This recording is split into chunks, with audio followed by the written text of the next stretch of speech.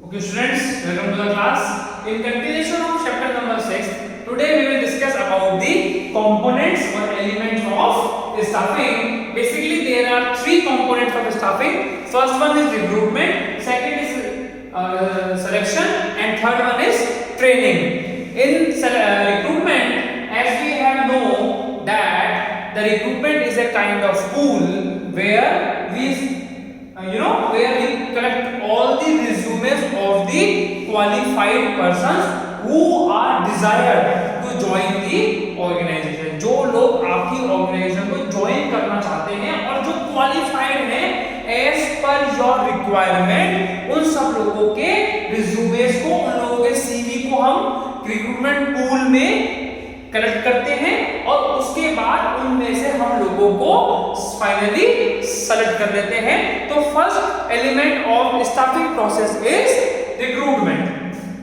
Now recruitment is being divided into two methods.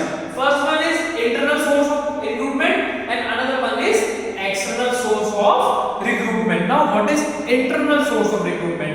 When the company wants to oblige or take the employees from within the company, मतलब जब हम company के अंदर से ही हम लोगों को उस जॉब रोल पे लेना चाहते हैं तो हम उसे कहते हैं इंटरनल सोर्स ऑफ रिक्रूटमेंट. और external source where the company wants to employ the persons from the outside the organization. जब हम बाहर से लोगों को हमारी कंपनी में एम्प्लॉयमेंट देना चाहते हैं तो हम उसे क्या कहते हैं? External source of recruitment. See internal source में क्या आता है? इसकी कुछ एडवांटेजेस हैं. फर्स्ट इंपॉर्टेंस क्या है? It is economical. देखिए, आपको कोई पैसा खर्चा नहीं हो रहा है.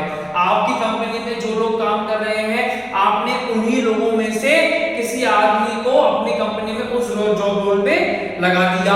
तो दिस इज वेरी इकोनॉमिकल. कोई पैसा खर्चा नहीं हो रहा है. Motivation to existing employees. जो एम्प्लॉय आपकी कंपनी में आज के डेट में काम कर रहा है उसको बहुत ज्यादा मोटिवेशन मिलता है. Less amount is spent on training. जो लोग आपकी कंपनी में ऑलरेडी काम कर रहे हैं उन लोगों को कुछ नया ट्रेनिंग देने की जरूरत नहीं है. आपकी कंपनी के rules, regulation, norms, standard, policies, procedure, कुछ भी किसी भी चीज की ट्रेनिंग देने की आपको नीड नहीं है. ये कह लीजिए कि उस जॉब रोल पे जो सॉफ्टवेयर का यूज हो रहा है, जो एक अप वर्जन है, उसके लिए आपको जरूर ट्रेनिंग देनी होगी, लेकिन उसमें भी आपका बहुत कम पैसा खर्चा होगा. And fourth is less change of employee turnover. Now what is employee turnover? Turnover का मतलब होता है जब कंपनी छोड़ के लोग जा रहे होते हैं. एम्प्लॉय टर्नओवर का मतलब होता है जब लोग कंपनी आपकी छोड़ के जा रहे हैं. तो ये जो क्या बोलते हैं, इसकी प्रोबेबिलिटी है एम्प्लॉय टर्नओवर की, उसके चांस को बहुत कम कर देता है.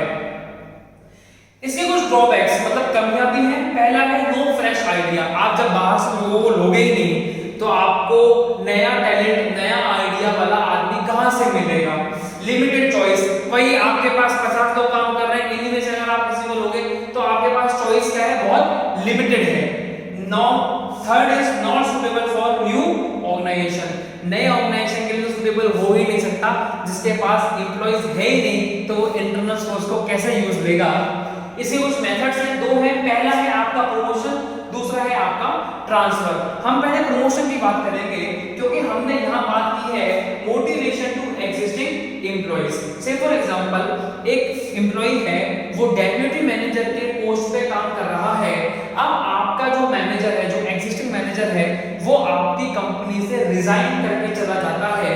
तो अगर आपने अपनी कंपनी में जो एम्प्लॉय डेप्यूटी मैनेजर के तरीके से काम कर रहा था, अगर उसी आदमी को आपने प्रमोट कर दिया, उसको आपने प्रमोशन दे दिया और जो मैनेजर पोस्ट को छोड़ के गया है उस पोस्ट पे उस आदमी को आपने प्रमोशन दे दिया, तो उसको क्या मिलेगा? बहुत ज्यादा मोटिवेशन मिलेगा कि देखिए कंपनी मेरे बारे में सोचती है, कंपनी ने मुझे रिकॉग्नाइज किया कि हाँ मैं भी कंपनी में डेप्यूटी मैनेजर की पोस्ट पे काम कर रहा था और जैसे ही वो मैनेजर छोड़ के गया तुरंत मुझे क्या मिल गया? प्रमोशन मिल गया. ऐसे अगर हम दूसरी बात करें, अगर किसी मैनेजर का रिटायरमेंट हो जाता है तो उसके अंडर में जो डेप्यूटी मैनेजर काम कर रहा है ऑटोमेटिकली वो क्या हो जाएगा, वो प्रमोट हो जाएगा, उसी को आगे मैनेजर बनने का प्रमोशन मिलेगा, चांस मिलेगा। Second is transfer. Internally companies के अंदर ट्रांसफर होते हैं। से फॉर एग्जांपल एक कंपनी है वो 5 स्टेट्स में डील करती है, 5 अलग अलग राज्यों में काम करती है, स्टेट्स में वर्क करती है, राजस्थान में काम करती है, पंजाब में, हरियाणा में, दिल्ली में, गुजरात में।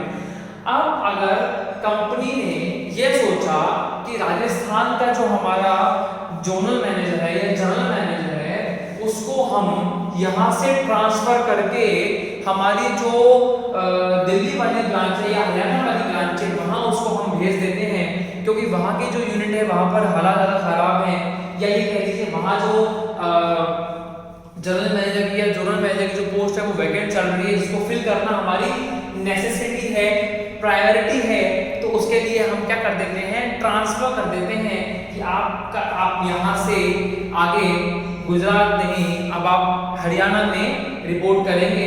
तो दिस इज इंटरनल ट्रांसफर, जहां कंपनी ने आपस में ही अंदर क्या कर दिया, ट्रांसफर कर दिया। Second source of recruitment is external source. जब आप बाहर से किसी आदमी को अपनी कंपनी के अंदर रिक्रूट करते हो जिसको आप जानते भी नहीं हो, उसका पहला एडवांटेज है फ्रेश टैलेंट। हमने यहाँ बात की थी नो फ्रेश आइडिया, आपको नया टैलेंटेड आदमी मिल ही नहीं रहा, लेकिन एक्सटर्नल सोर्स में क्या होता है, न्यू फ्रेश आइडिया, आपके पास वो आदमी आएगा जो आपकी कंपनी से हटके अलग किसी में काम कर रहा था, या उसके पास कोई ऐसा इनोवेटिव आइडिया है जिससे आपकी कंपनी को बेनिफिट होगा। Second is wider choice. आपके पास 1000 लोग एक साथ रिक्रूटमेंट पूल में अपना रिज्यूमे डालते हैं, अब आपके पास चॉइस है कि इन 1000 लोगों में से मैं कितने लोगों को या किस कॉम्पिटेंट पर्सन को सेलेक्ट करूं। Third is qualified personal. आपको बहुत ज्यादा क्वालिफाइड अपने अकॉर्डिंग लोग मिल जाते हैं जैसे आपकी कंपनी में रिक्वायरमेंट है। And fourth is latest technological knowledge. उस आदमी को जिसको आपने बाहर से हायर किया है उसको लेटेस्ट टेक्नोलॉजी की नॉलेज है कि कंपनी को आज के डेट में सबसे ज्यादा रिक्वायरमेंट किस टेक्नोलॉजी की है, जो लोगों में डिमांडिंग है, जो लोगों को मतलब सर्व करने में मजा आएगा, उसको उस नॉलेज टेक्नोलॉजी की पूरी नॉलेज है, कमांड है। इसके कुछ मेथड्स हैं। पहला है डायरेक्ट रिक्रूटमेंट। आपने डायरेक्टली किसी आदमी को अपनी कंपनी में रिक्रूट कर लिया। जैसे कि अगर आपको कंपनी में गार्ड की जरूरत थी, आपके पास एक आदमी आया कि सर मुझे जॉब की जरूरत है, आपने उससे पूछा क्या काम कर सकते हो, उसने कहा कि सर मैंने पहले गार्ड का काम किया है, मैंने किसी फैक्ट्री में गार्ड का काम किया है।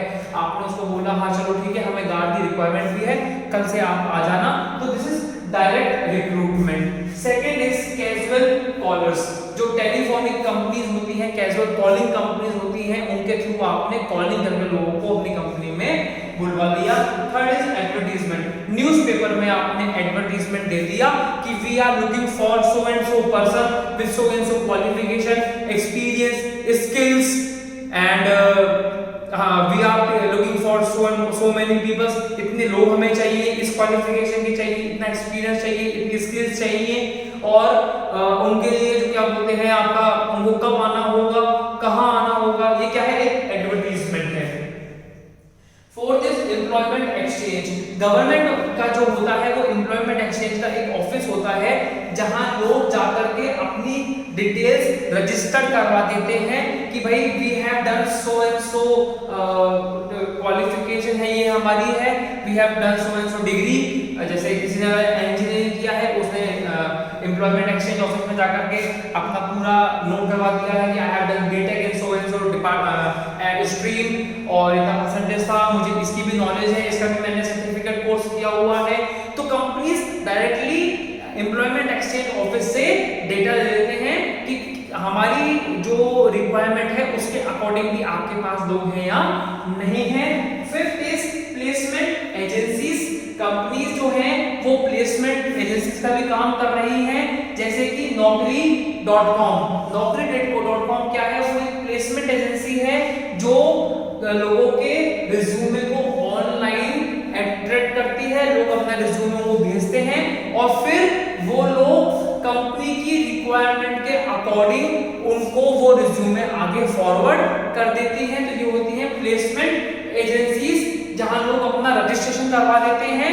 और ये लोग बहुत फ्रीक्वेंटली, क्योंकि कंपनीज भी इन लोगों को अप्रोच करती हैं कि आप हमें बिल्कुल स्किल्ड और क्वालिफाइड पर्सन ढूंढ करके दीजिए।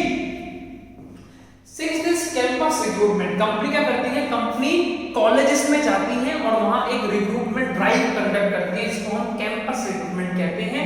जैसे एनआईटी, आईआईटी और भी आपके जो इंडिया के जितने भी रेप्यूटेड कॉलेजेस हैं, वहां कंपनी जाती हैं और वहां जाकर इंजीनियर्स का रिक्रूटमेंट करती हैं। उसको हम क्या बोलते हैं, campus recruitment. Now seventh is recommendation from present employees. जो लोग आज की डेट में आपकी कंपनी में काम कर रहे हैं, अगर वो लोग किसी बाहर के आदमी को रिकमेंड करते हैं कि sir I know him personally, he is a very competent person, तो इसको हम बोलते हैं recommendation from the present employ. And next is advertisement on television. आपने टीवी पे क्या दे दिया, एडवर्टाइजमेंट दे दिया बहुत बड़े लेवल पे। अगर आप उन्होंने कहा ना, अगर कोई न्यू कंपनी ओपन हो रही है, नॉट इनोवेशन था, तो अगर कोई न्यू कंपनी ओपन हो रही है जिसको 1000 ऑफ पीपल चाहिए अराउंड द कंट्री, तो वो लोग क्या करते हैं, सीधा अपना एडवर्टाइजमेंट टेलीविजन पे दे देते हैं। Next is labour contractors. Company क्या करती है, कंपनी लेबर का डायरेक्ट रिक्रूटमेंट नहीं करती है, कंपनी लेबर का रिक्रूटमेंट कॉन्ट्रैक्टर्स के थ्रू करवाती है। जो कॉन्ट्रैक्टर होते हैं वो लोग अपने अंडर में लेबर को पहले रिक्रूट करते हैं, फिर वो कंपनी में भेजते हैं। कंपनीज उन लेबर्स की सैलरी डायरेक्ट लेबर को नहीं देती है, वो सैलरी जो है उनकी वेजेस हैं वो कॉन्ट्रैक्टर को पे करते हैं और फिर कॉन्ट्रैक्टर उन लोगों को सैलरी देता है।